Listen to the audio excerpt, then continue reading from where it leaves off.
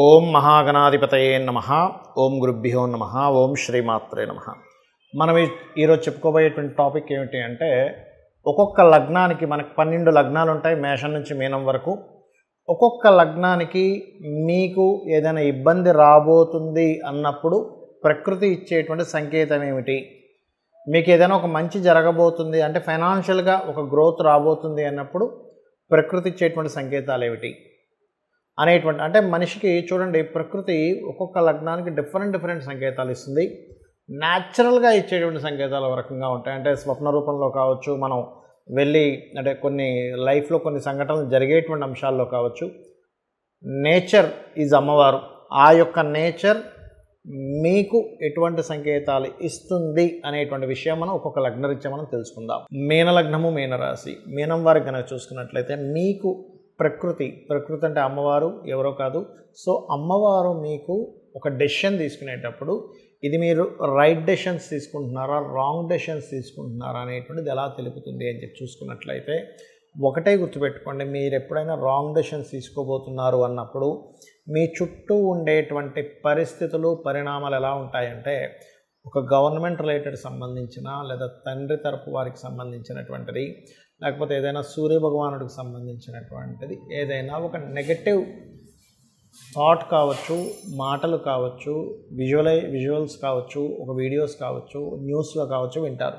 అంటే సూర్యభగవానుడికి సంబంధించింది ఎలాగండి అంటే, సూర్యుడి నుంచి ఒక సౌర తుఫాను రాబోతుందనో, లేకపోతే సూర్యభగవానుడు అప్పుడే మేఘాల్లోకి వెళ్ళిపోవడం కానివ్వండి, లేనట్లయితే తండ్రికి సంబంధించిన తండ్రి గారి మీతో ఏదో ఘర్షణ పడడం కానివ్వండి, లేకపోతే తండ్రి తరపు వాళ్ళతో అంటే చిన్నాన్న పెద్దనాన్న వరుస వాళ్ళతో మీకు ఏదైనా ఒక సంథింగ్ ఒక ఘర్షణ వాతావరణం రావడం కానివ్వండి, గవర్నమెంట్ ఇట్లాంటి డెసిషన్స్ తీసుకోబోతుంది, దానివల్ల మీకు ప్రత్యేకంగా కొంత నష్టం జరగబోతుంది అనేటువంటి ఒక ఇండికేషన్ రావడం కానివ్వండి, ఇవి జరిగాయి అని అంటే కనుక మీరు అర్థం చేసుకోవాల్సినటువంటిది వెరీ క్లియర్లీ ఇక్కడ మీకు ఏదో జరగబోతుంది రాంగ్.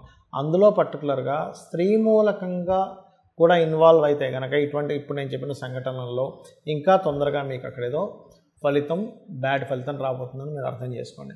అలా కాదండి, నాకు ఒక మంచి ఫలితం జరుగుతుందని ఎట్లా అర్థం అవ్వాలి అంటే, పోలీసులు లేకపోతే కొన్ని ఫ్యాక్టరీస్ లాంటివి ఇట్లాంటివి ఏమైనా పాజిటివ్గా మీరు వార్తల్లోనో మీ దైనందిన జీవితంలో కనబడ్డమో, దానికి సంబంధించిన ఒక పోలీసులకి లేకపోతే ట్రాన్స్పోర్ట్ రిలేటెడ్ సంబంధించినవి, లేకపోతే పంటలు, పొలాలు, చేపల చెరువులు, నీటికి సంబంధించిన అటువంటివి ఏవైనా మీకు కనబడుతున్నాయి, లేకపోతే నిండు చంద్రుడు కనబడ్డాడు ఆ టైంలో, లేనట్లయితే మీ ప్రయాణంలో ఇటువంటిది ఏదో అంటే ఒక ప్రయాణం చేస్తున్న వ్యక్తికి ఒక మంచి జరిగింది అనేటువంటిది ఒక సంఘటన, లేకపోతే తల్లి ద్వారా ఏదైనా ఒక శుభవార్త వినడము, ఇటువంటివి మీకు ఏదైనా జరిగాయి మీ లైఫ్లో, లేదా కుటుంబ సభ్యులు అన్నదమ్ములతో ఏదైనా మీకు ఒక మంచి న్యూస్ వినడము, లేనట్లయితే ఒక పెద్ద మొత్తంలో ధనము ఒక ఫ్యాక్టరీ కోసం గవర్నమెంట్ సంబంధించింది ఏదైనా ఒక పాజిటివ్ సంబంధించింది విన్నారు, లేదా తండ్రి గారి నుంచి ఏదైనా ఒక పాజిటివ్ సంబంధించింది విన్నారు, ఇది మీకు మంచి ఫలితం ఇవ్వనుంది.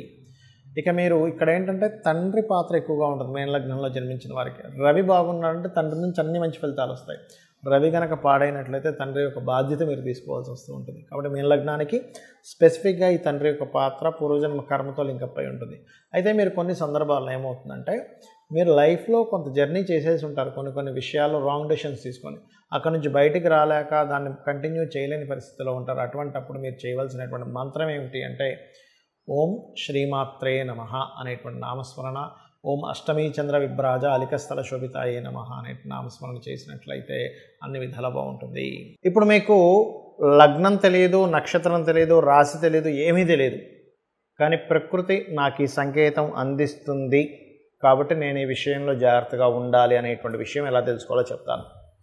చిన్న ఎగ్జాంపుల్స్ చెప్తాను, మీరు దాన్ని బట్టి మీరు చూసుకోండి. మనం చూడండి, ఎవరినైనా ఒక వ్యక్తిని అప్రోచ్ అయ్యి అతని ద్వారా మనం బిజినెస్ చేద్దామనో, లేకపోతే ఏదైనా ఒక సబ్జెక్ట్ నేర్చుకుందామనో, లేకపోతే ఇంకేదైనా అతనితో లైఫ్లో ఒక జర్నీ చేద్దామనేటువంటిది కొన్ని సంఘటనలు మన లైఫ్లో జరుగుతాయి. అంటే ఎలాంటివి, ఒక బిజినెస్ చేయడం కానీ, ఒక అగ్రిమెంట్ రాసుకునే విషయం కానివ్వండి, లేకపోతే ఒక వివాహ సంబంధించినవి. ఇవాళ రేపు చూడండి, ఇంతకుముందు పెళ్లి చూపుల్లా కాకుండా ఇవాళ రేపు ఎలా ఉందంటే, అబ్బాయి అమ్మాయి ఏదైనా ఒక పాయింట్లో కలుస్తారు. చాలా ఇలాంటివి ఎక్కువగా మనకి విదేశాల్లో జరుగుతూ ఉంటాయి. అంటే విదేశాల్లోనే అమ్మాయి అబ్బాయి ఉంటారు, వాళ్ళు ఇక్కడికి రాలేరు కాబట్టి వాళ్ళు ఏం చెప్తారు, వాళ్ళకి ఫోన్ నెంబర్స్ ఎక్స్చేంజ్ చేసి చెప్తారు, మీ ఇద్దరు ఒకసారి కలవండి, ఒకసారి మాట్లాడుకోండి, లేకపోతే ఒకసారి ఫోన్లో మాట్లాడండి, ఆన్లైన్లో మాట్లాడండి. అలాంటప్పుడు మీకు ఆ పార్ట్నర్ని ఎంచుకునే విషయంలో కావచ్చు, అది లైఫ్ పార్ట్నర్ బిజినెస్ పార్ట్నర్ అంశంలో కావచ్చు, తరచూ మీకు ఏదో ఒక ఆటంకం జరుగుతుంది ఆ ప్రయాణంలో. అంటే అక్కడికి వెళ్ళేటువంటి పరిస్థితుల్లో కావచ్చు, ఆ ఫోన్ కాల్ రిసీవ్ చేసుకునే పరిస్థితుల్లో కావచ్చు, అది మీకు సరైనటువంటి సంబంధం కాదు అని మీరు అర్థం చేసుకోండి. అదేవిధంగా ఒక్కొక్కసారి మనం కొన్ని కోర్సెస్ చేస్తుంటాం. ఆ కోర్సెస్ చేసేటప్పుడు కూడా మనకి ఫలానా డిపార్ట్మెంట్ వాళ్ళకి ఫోన్ చేసినప్పుడు, లేకపోతే వాళ్ళని మనం కన్సల్ట్ అయినప్పుడు సరైనటువంటి డిస్కషన్స్ అవ్వట్లేదు, ఏదో ఒక చెడు అంటే అదే టైంలో ఏదైనా గొడవ జరగడము, అదే టైంలో ఒక్కోసారి ఎలా ఉంటుందంటే మనం ఒక పని చేసే ముందు దానికంటే ముందు ఒక నింద అనుభవించడం కానీ, ఒక ఇబ్బందికరమైనటువంటి వాతావరణం కానీ వచ్చి దాని తర్వాత వస్తుంది దాని రిజల్ట్ అనేటువంటిది.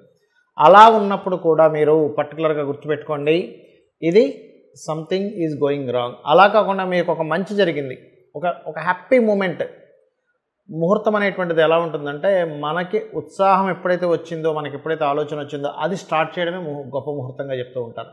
ఆ రకంగా ఇక్కడ ఏంటంటే మీకు గనక ఈ యొక్క విషయాల్లో మంచి జరిగిన వెంటనే మీరు ఒక నిర్ణయం తీసుకున్నారు, ఇట్స్ గివ్స్ గుడ్ రిజల్ట్, గుర్తుపెట్టుకోండి. ఆ రకంగా మనకి ప్రకృతి అనేటువంటిది, ప్రకృతి అంటే ఎవరో కాదు అమ్మవారు. ఈ విషయాన్ని బాగా అర్థం చేసుకోండి, అమ్మవారే ప్రకృతి. ఆ శక్తి అంటే మనకు కనబడుతున్నటువంటిది మొత్తము కూడా ఈశ్వరుడు అనుకుంటే అందులో ప్రసరిస్తున్నటువంటి శక్తి ఏదైతే ఉందో అది అమ్మవారు. ఈ రకంగా మనకు ఒక్కోసారి స్వప్నంలో కూడా వస్తుంది. అయితే దుస్వప్నాలు, మంచి స్వప్నాలు అనేటువంటివి ఉంటాయి. దానికి ఆల్రెడీ నేను మీకు కొన్ని వీడియోల్లో దాని యొక్క పారామీటర్స్ చెప్పాను. పొద్దున్న ఊహించుకున్నది, లేకపోతే మీరు అనుమానించింది, ఒక దాని గురించి మాట్లాడింది, మీరు అనుభవించినటువంటి విషయం, పొద్దునంతా ఏదో ఒక జర్నీ చేశారు, ఒక వాటర్ దగ్గరికి వెళ్ళారు, లేకపోతే ఒక సముద్రం దగ్గరికి వెళ్ళారు, అటువంటివి ఏవైనా సేమ్ కళలోకి వస్తే దాన్ని స్వప్నశాస్త్రపరంగా తీసుకోకూడదు. ఇవేవి కాకుండా మీకు స్వప్నంలోకి రావడము, అనారోగ్యంతో లేకుండా ఆరోగ్యంగా ఉన్నప్పుడు వచ్చినటువంటి స్వప్నము, అది కూడా సమయాన్ని బట్టి రాత్రి ఏ టైంలో వచ్చిందా, లేకపోతే ఎర్లీ మార్నింగ్ వచ్చిందా, అర్ధరాత్రి వచ్చిందా అనేటువంటి చూసుకోవాలనేది కూడా నేను మీకు గత వాటిలో చెప్పాను.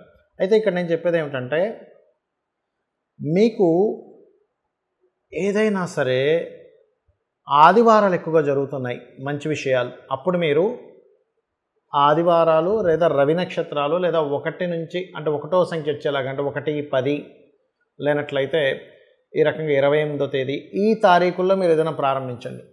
అలా కాదండి నాకు ఎప్పుడు సోమవారాలు బాగా కలిసి వస్తుంది అంటే మీకు ఇండికేషన్ అనమాట, మీ జాతకంలో ఎక్కడో చంద్రుడు బాగున్నాడు. అందుకని అప్పుడు ఏంటి 2 వచ్చే సంఖ్య లేదా చంద్ర నక్షత్రాలు.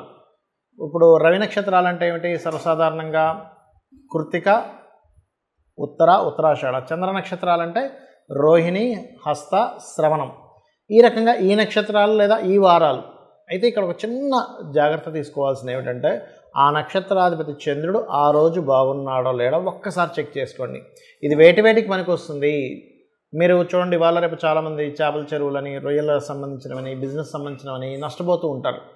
ఆ రోజు మీరు ఆ సమయంలో కనుక ప్రారంభించినట్లయితే ఖచ్చితంగా మీకు ఆ డే, ఆ నక్షత్రము, ఆ యొక్క నెంబర్ మీకు సపోర్ట్ చేస్తుంది బాగా. అదేవిధంగా మంగళవారాలు మీకు బాగా కలిసి వస్తున్నాయి అనుకోండి, మంగళవారాలే ప్రారంభించండి. అదేవిధంగా 9 నెంబర్ వచ్చేలాగా, మరియు మృగశిర, చిత్త, ధనిష్ట ఇలాగా కుజ నక్షత్రాలు అయితే కుజ సంబంధించినటువంటివి. అయితే ఇక్కడ ఏంటంటే మనకి శాస్త్రంలో ఫలానా నక్షత్రం ఫలానా దానికి మంచిది అని చెప్పారు. దీని మీద నేను మీకు నెక్స్ట్ వీడియోస్లో చేస్తాను. ఏ నక్షత్రం దేనికి పనికి వస్తుంది, దేనికి సంబంధించిన స్ట్రెంత్ దేనికి ఉందనేటువంటిది అది నేను మీకు నెక్స్ట్ చేస్తాను. అయితే ఇక్కడ ఏంటంటే మన లైఫ్ ఏదైతే ఉందో ఎవ్రీ సెకండ్ ఎవ్రీ మినిట్ మనం తీసుకునే నిర్ణయం మీద ఆధారపడి ఉంటుంది. మనం అనుకుంటాం మనం నిర్ణయం తీసుకుంటున్నామని, కానీ మన నిర్ణయం వెనకాతలు ఉండేటువంటి అద్భుతమైన శక్తి ఏదైతే ఉందో అది అమ్మవారు మనకెప్పుడు కూడా కనెక్ట్ అయి ఉంటుంది. అయితే మనకు కంప్లీట్గా కనెక్ట్ అయ్యి ఉండాలి అంటే మీరు అమ్మవారితో ఎప్పుడు మాట్లాడుతూ ఉండాలి. అంటే అలాగా మీరు ఏదైనా ఒక పని చేసేటప్పుడు నేను ఇది చేస్తున్నాను అమ్మ, నాకు ఇది మంచా కాదా నువ్వే నిర్ణయించు అన్నప్పుడు ఏం చేస్తుందంటే అమ్మవారు ఖచ్చితంగా అక్కడ కనెక్ట్ అవుతుంది. అలా కనెక్ట్ అయ్యి మీకు ప్రతి అంశంలోని, ప్రతి అడుగులోని, ప్రతి దీంట్లోని మీకు సపోర్ట్ చేస్తూ ఉంటుంది. తద్వారా మీరు ఎప్పుడు సక్సెస్ రేట్లో ఉంటారు. కాబట్టి మీరు చేయండి, ఖచ్చితంగా మీరు లైఫ్లో సక్సెస్ అవుతారు. దీంతో పాటు ఉదయము సాయంత్రము కూడా లలితా సహస్రనామాల యొక్క శ్రవణము లేదా పఠనము చేయండి. 100% లలితా సహస్రనామాల యొక్క శ్రవణం కానీ పఠనం కానీ చేసినప్పుడు ఏమవుతుందంటే మన కర్మలన్నీ కూడా మన ఆరాతో కనెక్ట్ అయి ఉంటాయి, మన షట్చక్రాలతో కనెక్ట్ అయి ఉంటాయి. ఆ ఆరాలో ఉన్నటువంటి బ్యాడ్ కర్మాస్ ఏవైతే ఉన్నాయో ఈ యొక్క లలితా సహస్రనామాలు కానీ లేకపోతే విష్ణు సహస్రనామాలు కానీ ఆ యొక్క తరంగాల ద్వారా అవి క్లియర్ అవుతాయి. మన చుట్టూ ఉన్నటువంటి ఆరా మన యొక్క సక్సెస్కి మన యొక్క ఫెయిల్యూర్కి కనెక్ట్ అవుతుంది.